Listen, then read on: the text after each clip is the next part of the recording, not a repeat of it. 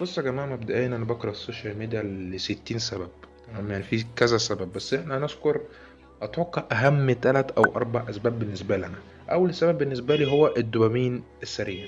حيوان، روح ربنا ينتقم منك. مبدئيا الدوبامين السريع فكرته إن أنت بتخش بتقلب على بوستات منشورات وبتحاول انك تلاقي حاجة تبسطك، مثلا خبر عن في الكورة مثلا، ده انا فريق اشترى لاعب الفلاني، او في لاعب بحبوش واخيرا الفريق باعه، او مثلا في خبر اتسرب في المصارعة ان مثلا تريبل اتش قرر يكسب سامي زين بطولة العالم مثلا، يعني مثلا، يا عم اقعد اقعد. يعني يا رب تحصل. فالحاجات دي بتشوفها تقول يا اخيرا، بص أنا مبسوط، فاهم؟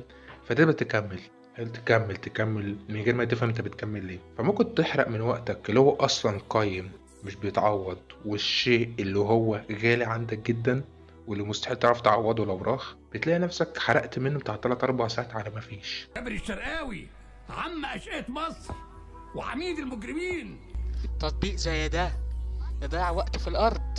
وبدل ما بتستفيد في حاجة، حتى لو هتبدأ في محتوى ولا هتعمل أي حاجة تانية، المهم إنك تحرق الوقت ده في حاجة مفيدة ليك، زي إنك تقرأ مثلا. يا راجل